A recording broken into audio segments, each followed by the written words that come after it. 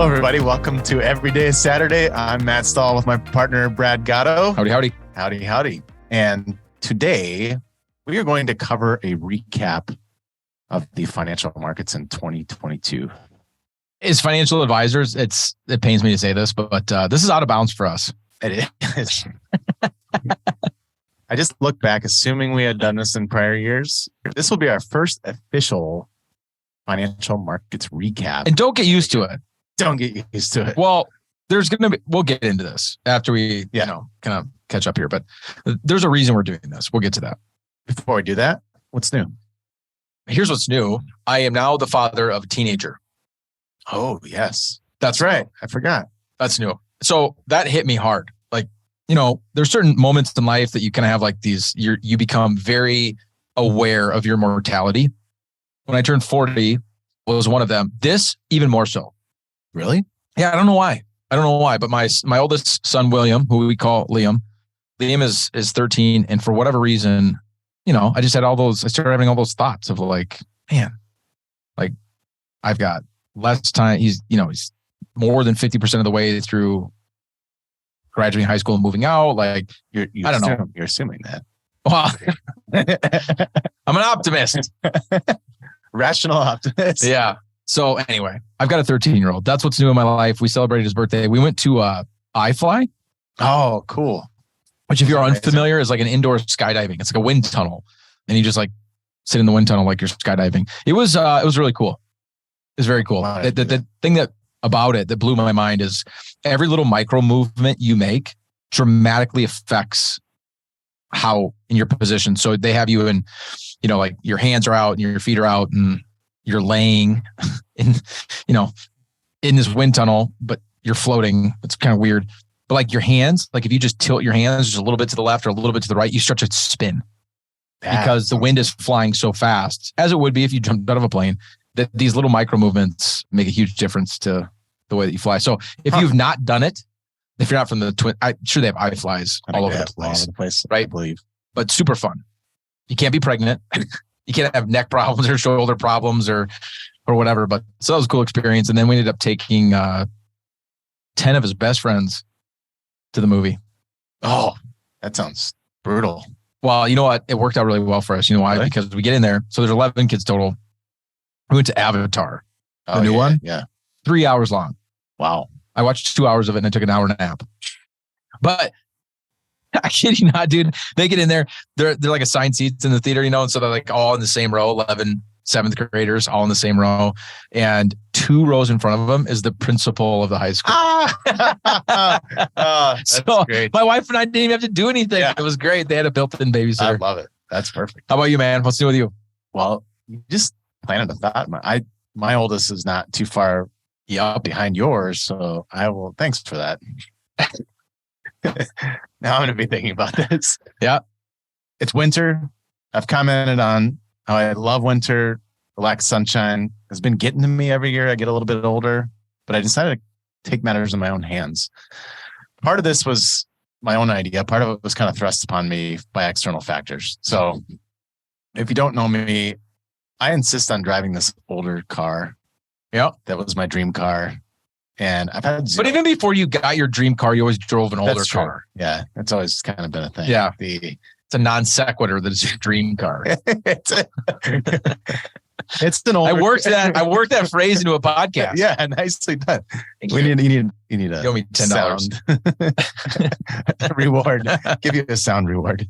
It's been a really reliable vehicle. However, when things go south, sometimes it takes a little bit longer for them to get parts and everything. So wait, something broke on your car? I didn't have a brake caliper on my brake. So that's kind of an important part. I don't know what happened it just went in for a big tune-up and look over in November. So something had happened between then and now. Okay. Anyhow, story for another day. But I chose Tune into the next episode to hear Matt's story about his missing brake caliper. Because of that, we were down to one vehicle. When you have 4 kids that are in sports and you have places to go, you adapt. So I started running to the gym. Okay. And it's only about a mile away. And it's been fairly cold. And I run there in the mornings. It's been amazing though. I feel way more alive. being outside in the fresh air in the morning and seeing the sunrise on my run home. Now, as we record this, it's been like in the 30s, which is unseasonably warm in January. Well, it's in Minnesota. It's like 11 in the morning. Okay, but it's going to get to the negatives, like negative 19. We'll see if you still feel the same. My car is back now. So okay. We'll see if it continues. But it's been a good experience. Make lemons out of lemonade. Yeah, you're running outside. I thought you swore off running. No, you used to be a very consistent runner. I did. I just not like the big distances. We're talking like a mile there. What would you define as the big, like a marathon? Yeah, like 12 miles plus. Okay. I'll run 5 to 6. That's fine. I just don't want to do the big stuff. So I did sign up for a 99-mile mountain bike race in June though. So I have some work to do on my endurance. Yeah. That's a lot of miles on a mountain bike. Yes. I'm a road bike guy. Much easier. Yeah. Much easier. All right, let's dive in. So we're actually going to talk about the stock market. We are, believe it or not. Most financial advisor podcasts you turn into, this is probably every episode. Mostly. I think this is probably going to be close to 50 episodes we put out. And how many have we talked about the stock market? I think we have in one other one. Yeah, maybe it's not a lot. We make reference to the behavior of the stock market occasionally, but there's never an official recap. But which this should stand out. That's my point. And there's a reason that we're doing it. And the reason that we're doing it is to bring context, because the vast majority of families we work with, not all of them, but the majority of them are either nearing their retirement or they're in it. And in that phase of life, a lot of things look different, including yourself.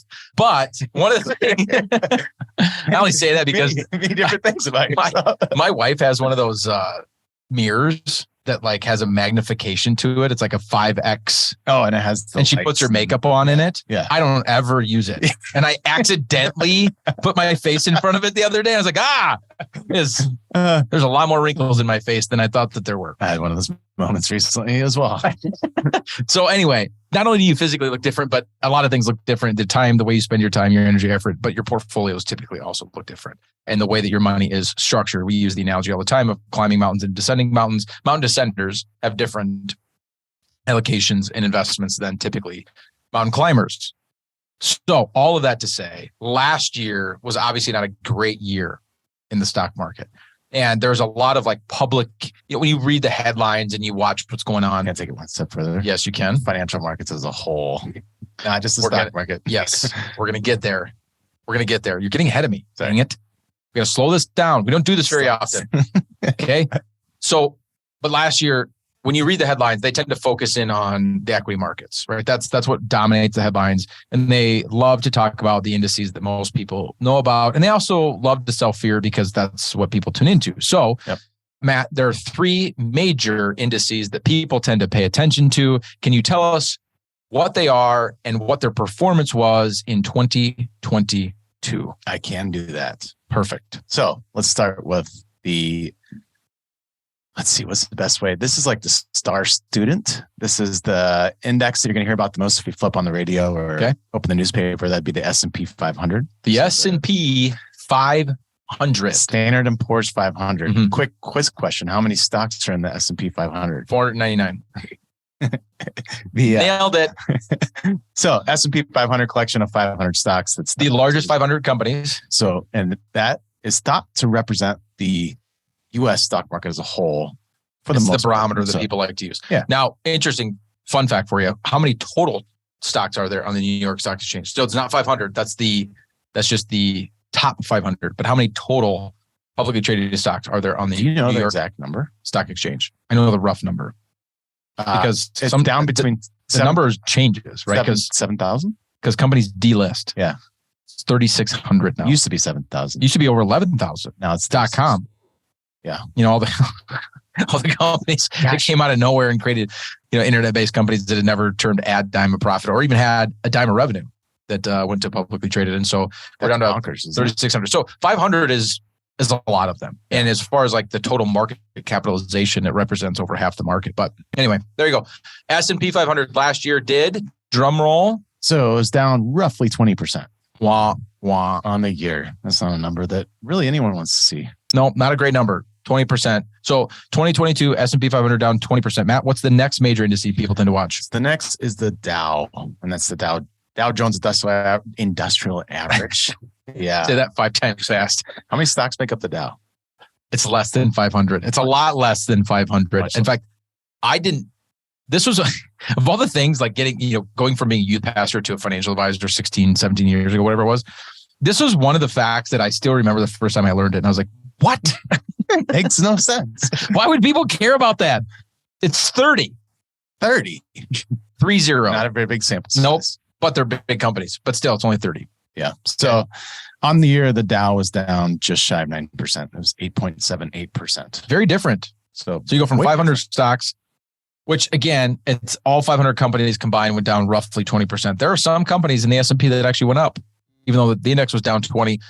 Dow, smaller sample size, much better result. What's the last and final major indice? That would be the NASDAQ. The NASDAQ. So NASDAQ on the year was down about what is the NASDAQ? 33%. So the NASDAQ would be, for the most part, you think about tech stocks. Yep, tech sector.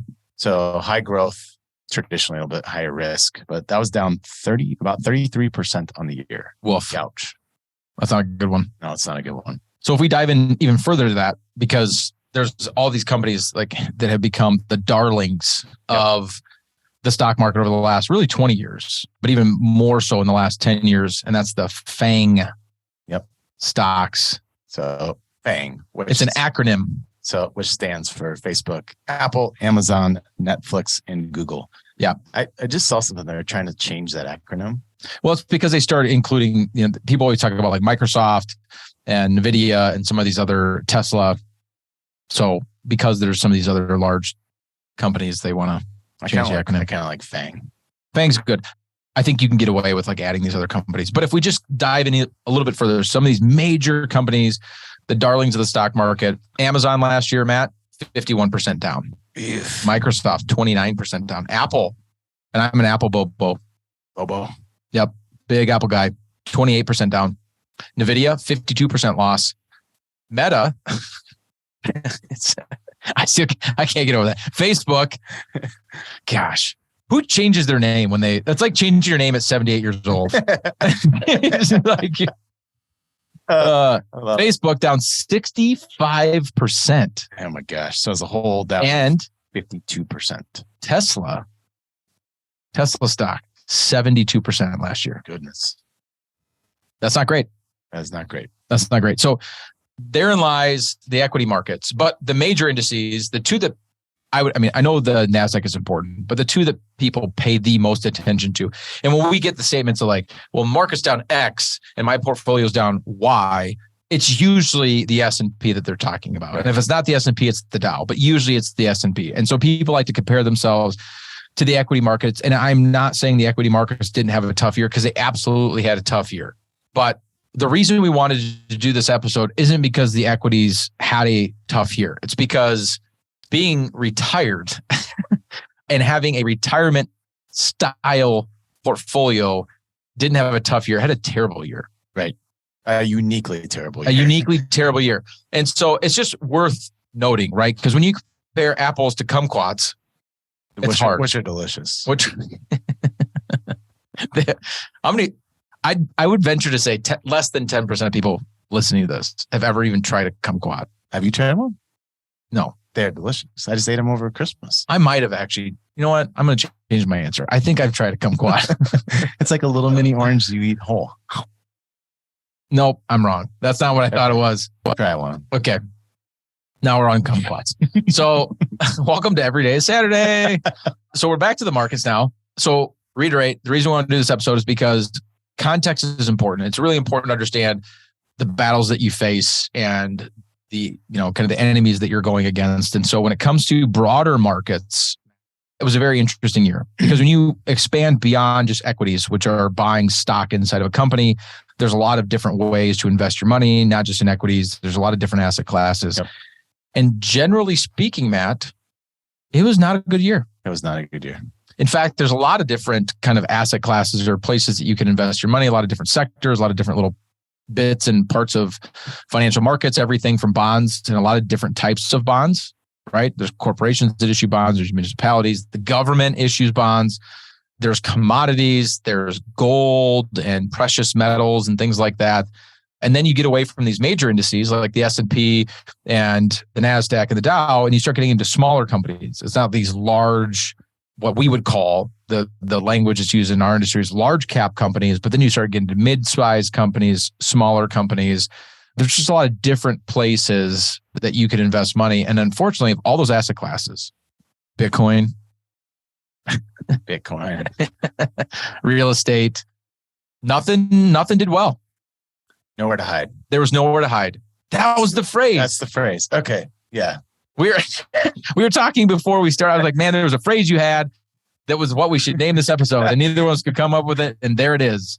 There was nowhere to hide. There was one place to hide. There was one place. Matt, where could you have hit? The one place would be commodities. Specifically energy. Energy sector, yeah. So that's really the one. If you dig into this further, it shows that cash was actually up 1.8%. That's not inflation adjusted though. So if you look at inflation over the course of the year, you're actually losing money.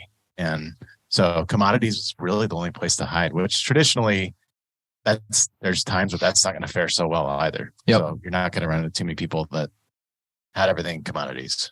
Yeah. I sure hope not. So here's the deal. If you are nearing retirement or you're in retirement, it was a particularly tough year. And the last episode, we just got done recording not that long ago, all about this idea of getting wealthy versus staying wealthy, getting to retirement versus staying in retirement. And how do you make positive decisions? We just thought it was vitally important to help bring context to last year, because last year, specifically for retirees, could feel icky. Right. And because it feels icky, a lot of the things we talked about in the last podcast episode, which if you did not listen to, I would highly encourage you to go back and listen to it, on the idea of staying wealthy and how do you not lose all your money. It can be very hard. And in fact, we've had some of these conversations with families we work with. I feel like we do a really good job of educating people on a lot of these foundational principles. But even in spite of that, Matt, emotions can drive a lot of our decisions. And it's hard not to be emotional when you watch your accounts pull back, especially when you think of yourself as conservative or you're invested more conservatively than just a pure equities portfolio. And then you look at equities portfolios and you actually went down more than the Dow, or you went down more than the S&P, and you're trying to make sense of it. We just thought it was important to kind of have an episode here where we talked about why that was the case. Yeah. So for those of you that don't know, icky is a very technical term. If you haven't heard it before, you got to get pretty deep in the financial services world. The icky, a phrase that I'll borrow from our last episode, if I can pull it off, is a plan is only a plan if you assume that your plan's not going to go according to plan. Nailed it. I think you nailed it. I think it sounded close to it. Yeah, we're going with it. We're going with it. So there's a couple unique things about last year. One of those in particular, historically, people make the assumption, which is not always the case, but if you think about it, stocks and bonds, they have this inverse relationship. So they should. I'm drawing an X with my arms. This is, if you're a client of mine, this will be familiar to you, but it's a visual that you remember this X. So as the demand for stocks goes down, the demand for bonds goes up, and you look more like a WWE vice star versa. When you're trying to do like your signature move. Getting into it. All right. Traditionally, and it makes rational sense if you think about it. So as things are getting scarier, people are looking for stability. So the supply and demand operates this way, which in turn would seem that the price would do the same thing. So our rational mind gets that, and it can make some sense. So one of the reasons why last year was so uniquely icky, was how many times can we use that word in one podcast episode? Was not only that the equity markets went down, but going back to that phrase of nowhere to hide, this is one of those unique years where treasuries actually went down. Matt, what's a treasury? So a treasury would be a government bond. So if you didn't know this, our government issues bonds. Welcome to 2020. Yes, they do. And they're thought to be the safest asset class out there. Yep. Right. So they issue bonds, and I think it's worth noting at this point, I'm just going to interject here, because the boilerplate, I would say, kind of the most well thought of, known idea of a retirement portfolio is a 60-40 blend of stocks and bonds.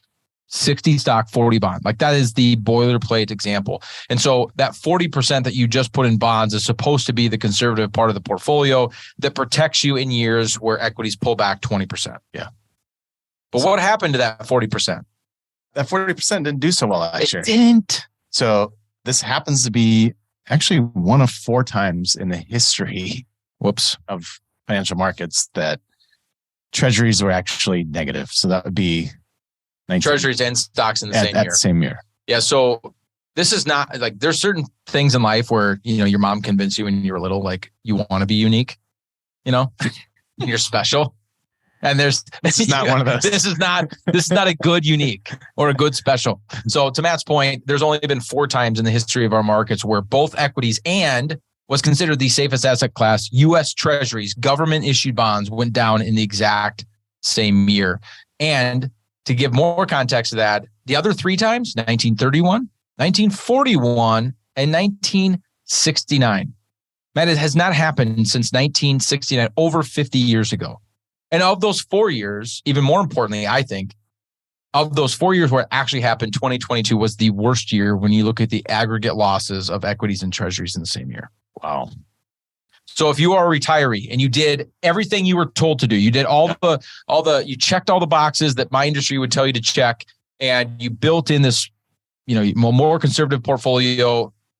Last year was the year where you built the house that could withstand the flood, and then the 100-year flood happened. Yeah. Right. Yeah. And you still got water in your basement. Like that's what happened. Right. And so it's important to understand that, because you're not just fighting the fight against equities if you're in something other than equities, and you need to understand how your portfolio works and ticks and operates. And so last year, the average retiree, even if you're not working with fiat, you're not a family that has partnered with us and we're not advising on your assets or managing your assets, it's likely that you have a significant amount of money in bonds. Right. And the most conservative of bonds, because the United States federal government is not the only person that issues bonds, right? Corporations issue bonds, municipalities issue bonds, and there's a lot of different durations. The amount of risk you could take in bonds, there's a big swath. Okay. Yep. But in general, it was not a good year for bonds in the exact same year that it was not a good year for stocks. In fact, it was historically bad. And so it's important to understand that. Now, if you've worked with fiat for any number of years and we're planning for you, although this is, I would argue, a 100-year flood type scenario, it's still part of the plan. Right. Again, go back and listen to the last episode. These 2 episodes you should listen to in the exact same day. That's my opinion. Like if you listened to the last one 2 weeks ago when it came out, listen to it again, then come back and listen to this one, because a lot of the fundamental things we talk about staying wealthy in that episode and the important things that you need to do behaviorally really play well into this year. And that's why we thought it was so important to talk about what an anomaly this year was. Yes. So that's all the negative stuff. Is there any other negative information we want to bring to the people today, Matt, before we I have one more. Sorry. Okay. I'm so sorry. Okay. So going back to that 60-40 portfolio, that's the worst year that's experienced since 1937. Oh boy. 1937. So if you were unfamiliar, the market had a pretty big crash in 19. Now, it wasn't the Great Depression. Technically, by definition, the Great Depression was a bad year too. That was the 60-40 portfolio had a really bad year. It was down 27% that year. 1937, it was down 20%. And this last year, that portfolio was down basically 17%. It's the 3rd worst year it's ever had, and the worst year it's had since 1937. So that's pretty good. Yeah. That's pretty good. Once in a generation. That's why I said the 100-year flood. Like you're the person that literally prepared, even if you're the person that prepared for it, and you built the house. You're like, I live in New Orleans. I live below sea level. I know that I need to build a house that's willing. And then Hurricane Katrina hits, and it doesn't matter what you did. You're going to get wiped out. Yeah. Maybe that was a terrible analogy, because none of the families you work with are wiped out. Like they're fine. Yeah. You're not wiped out. They're not. Cut. Cut. We should. No, I just want to bring context that it was not great. Okay. I got to keep going on this area because Matt's starting to get on a roll with his laugh, and it's my favorite thing. Okay. So what's the positive? So what do you do? Number one, when last year happens in the face of adversity and parts of your portfolio that are built not for foundational income, hopefully, because that's why the families we work with aren't wiped out, because we work really, really hard on foundational income, which is again a part of the last episode, which is why I keep encouraging you to go back and listen to that. Other than that, Matt, what are the positives? So like looking forward, how do you, one, stay invested? How do you not make irrational decisions in the short term? And then kind of what's coming? What's historically after we have like this 100-year flood, what does it look like after that? Yeah. So part of this is understanding history. If a simple message, if you made it this far, then you've likely made it through the hard part. So I like that. Yeah. It's an optimistic look. You made it through you made it through the most difficult, challenging piece, even if you didn't know you were part of it. I should write this down so we go back and look a year later and see if you're right. But historically, when we've experienced this kind of scenario, how many times the next year did we actually see positive returns? 100%. 100%. Now, that is no guarantee. Right. And maybe we should repeat that 3 times again. for compliance purposes. That is not a guarantee, but it has never happened. It's an important point. It has never happened where a 60-40 portfolio pulled back the way that it did, and then the next year did it again. 100% of the time when a 60-40 portfolio has lost that way, the next year was actually a really good year. Yeah. And Brad and I have a good fortune of experiencing 2008 and 2009. What did you say? The fortunate experience? We did. Something came out of it. The piece that came out of that is perspective. So it wasn't fun to have those conversations throughout 2008 and 2009. But the perspective we did gain from that, I think has taught us so much about sticking to the plan. Yeah. Knowing the plan's not going to go according to plan. Well, let's give a fun fact there, because I don't know, and I know you remember this, but I'm gonna let the listeners know. So, and this isn't, a positive or negative statement towards the firm that we worked with, because in 2008 was 2008, but at the time we were with Ameriprise, and at that point in time, Ameriprise had a brokerage account with check writing features. So. Yes. You could open a brokerage account and invest in stocks, and inside of that exact same account, you could have a checkbook, and it was that liquid, right? And the money market inside of that checking account, which you can't write checks out of a money market, right? There's a cash sweep account, whatever. There was a money market inside of there that was yielding. Do you remember what the yield was? Because I explicitly remember the exact number. I think it was 7%, wasn't it? Wow, that's wasn't quite that high. Not in the complete liquid cash position. It was 4.1% in the cash position. So we were making 4.1% in cash. We had check writing features in a brokerage account.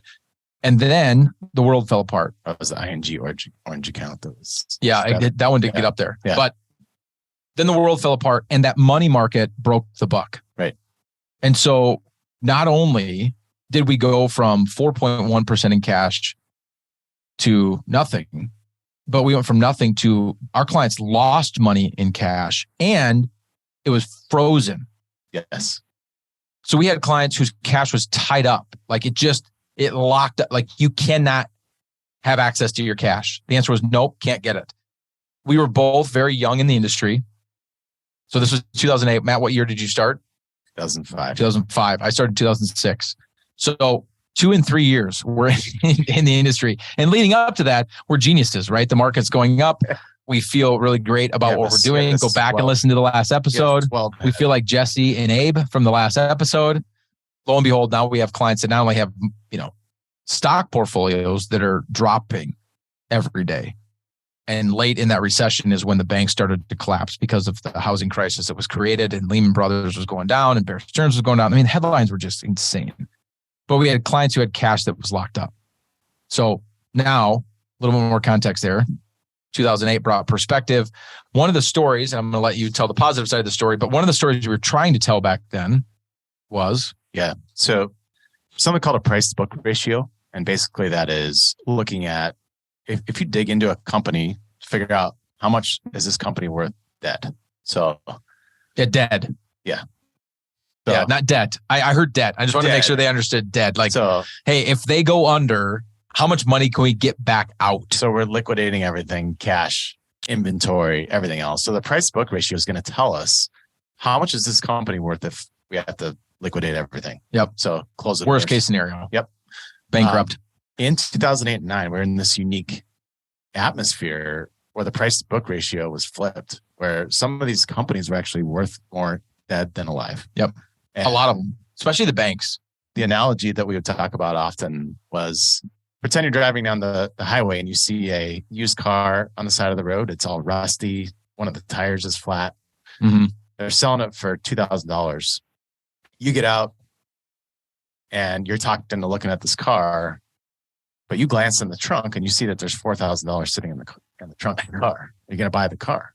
Of course you're going to buy the car, right? Who cares if the car works? We don't care about the car. We care about the cash in the trunk. Yep. So that was a conversation we'd had a lot back in 2008 and 2009. And we actually are finding ourselves in a similar scenario today. Yeah. And it's not from the data that we're looking at here, it's not exactly price to book. But that's a good way to kind of tell the story. And I mean, hindsight being 2020, the story worked out really, really well for us, because logically you would always pay more for a company than they have in cash in physical assets, right? If I'm going to buy a construction company and they've got all this construction equipment and all these, dozers and all these excavators and all that, and I could sell just the equipment for $1 million, right, or $10 million, and they got $1 million in cash. Well, obviously I got to pay at least, if I got 10 million in equipment, I got to pay at least 11 million for the company, because that's just, if I liquidated the company, that's what it'd be worth. What we're saying is in 08, 09, that company was selling for 5 million. Right. So there was no intrinsic value on anything other than physical assets. And even then it was less than the physical assets, because the market wasn't being driven by logic back then. It was being driven by emotion. And so now, looking at last year, when you look at companies trading below just their cash and the short-term investments that they have on hand, there was more companies in 2022 trading at below cash and short-term investments than there were in 2008. And it was the only year that I know of since 1950 where there was no week in the year where the average consumer sentiment was bullish. In other words, it was positive. They thought that the markets were going to go up. And so the sentiment was terrible. When you look at the economics, a lot of these companies, we've never had a point in history where more companies were trading at below just their cash and short-term investment value. And we've never had a worse year for a 60-40 portfolio. So leading that into the positive is what we talked about before. There's never been a year where that's been the case. And in the following 12 months, that 60-40 portfolio didn't have a positive year. In fact, Matt, the worst 12-month return after a 60-40 portfolio pulls back at least 20% in 6 months, because it actually was down 20% in the first 6 months of last year. So if you go 12 months, so that would be the last 2 quarters of last year and then the first 2 quarters of this year, in that 12-month rolling period after, the worst return that 60-40 portfolio has ever had is 20%. Wow. So that's a good statistic. That's something to be, optimistic about, so to speak. Anytime that the markets have had this many companies trading below just their cash and short-term investments, and on top of that, what we talked about before, such a negative consumer sentiment, and then we have such a sell-off in the markets, it tends to coincide with, very specific language there, is not guaranteed, tends to coincide with market bottoms, not tops. Not tops. Remember the episode when we were talking about your bottoms, but it was really your pants, but you called them bottoms. Anyway. Okay. If you're a lifelong listener and you've been around since episode 1, you know exactly what I'm talking about. But if you're brand new, I apologize. So there's that. And if you look at additional data, if you want to look at, there's all kinds of things. Going back to 1950, how often the market retraces its steps, and then what that looks like into the future. And then you look at the recession, right? This idea, there's this huge, it's such a buzzword. Are we in a recession? What does that look like? And we hear it all the time from people, especially when we meet new families and they're just kind of onboarding to fiat and we're trying to make decisions about portfolios. And it's usually they want to wait. Like there's a waiting game. It's like, well, I want these 2 or 3 dominoes to drop before I kind of make these decisions. And sometimes they're economic dominoes that they want to drop. It could be policy that's in place, or it could be an administration that they're not a fan of. It could be a war in Ukraine. It could be a lot of different things. But a lot of times it's that key word of recession. They want the recession to officially be announced as over. The reason I bring that up is because, interestingly enough, typically what we found is by the time the recession is officially announced to be over, in hindsight, it's been over for 15 months. So you just missed. You whiffed. Yep. You missed 15 months at least of the rally. And on average, in that 15-month period, from the time the recession was actually over to the time it was announced to be over, the average return, just going back to this S&P index, that you missed, 61%. That's all. That's a whiff. That's all you missed. That's all you missed. So all that, Matt, are some positives leading out of some of the negatives that were last year. Yeah. And I just to add to that, there's always going to be a short list of, you said dominoes. Guess what? When those dominoes tip over, there's 3 more right behind it. So there's always going to be a short list of reasons and things to wait on. It's never going to go away. So, and in spite of that, if you go back and listen to the last episode, because I don't think I've told y'all to go back and listen to the last episode yet, but you should. That's also that's a joke. I've said it 10 times now.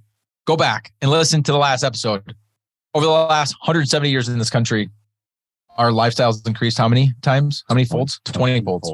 In spite of all of the things, there's always been those dominoes that Matt talks about inside of the economy. And once one domino falls, something else is going to pop up that you're not going to like, that you're going to be uncomfortable with, that is going to make you feel uneasy about markets and future markets. It could be political. It's going to make you feel achy. Because I don't know if you noticed this, but the political pendulum swings. It goes right, left, right, left, right, left, right, left. And no matter which side of the aisle you fall on, there's probably in your lifetime going to be multiple times where the controlling powers are not on your side of the pendulum. It could be economic. There could be a lot of things that you disagree with what's going on in the economy.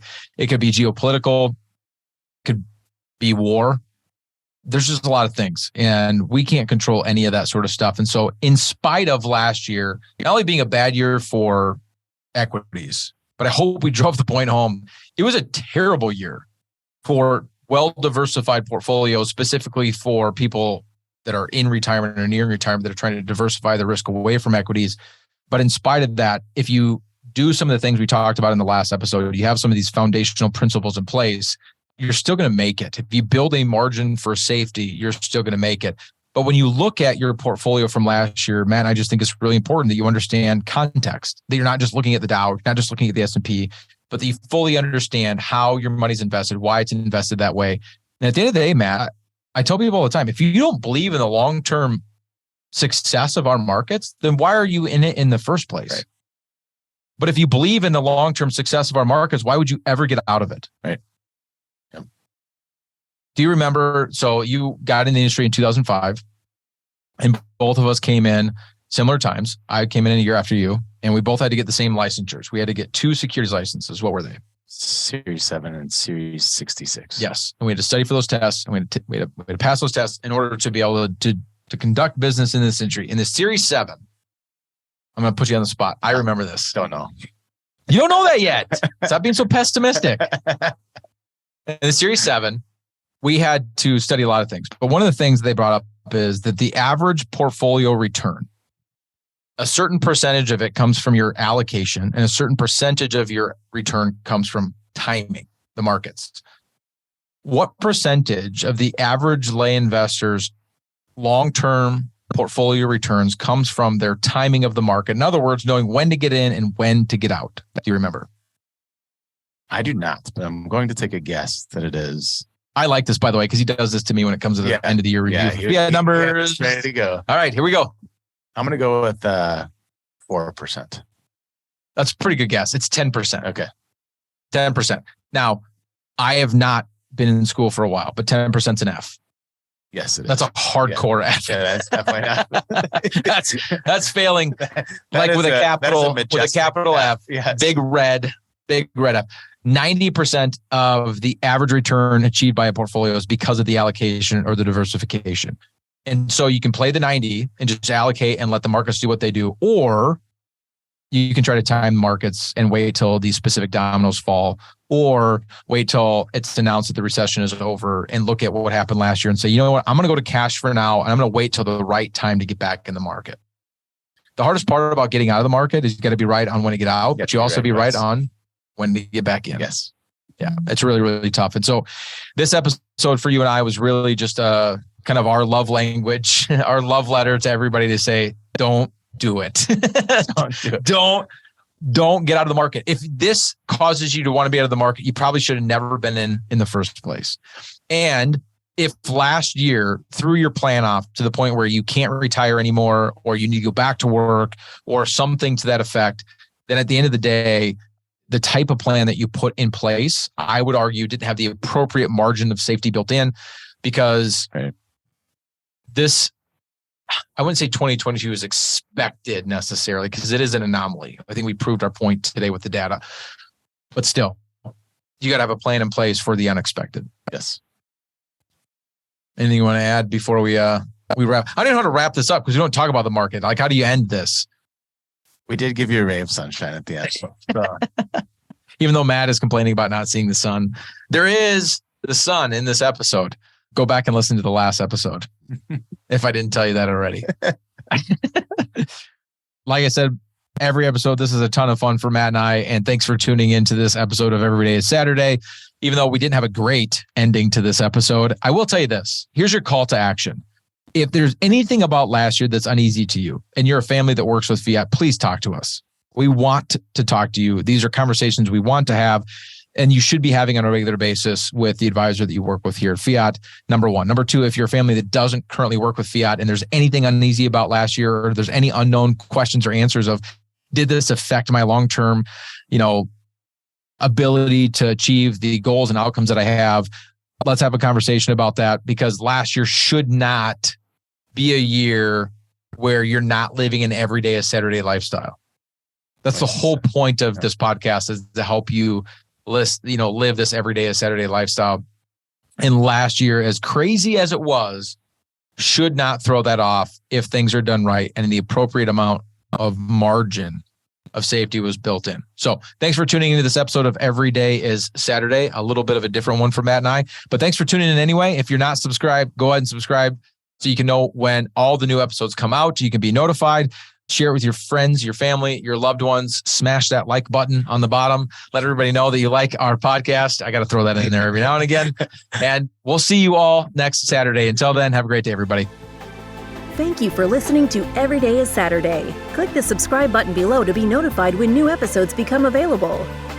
The information covered and posted represents the views and opinions of the guest and does not necessarily represent the views or opinions of Fiat Wealth Management. The content has been made available for informational and educational purposes only.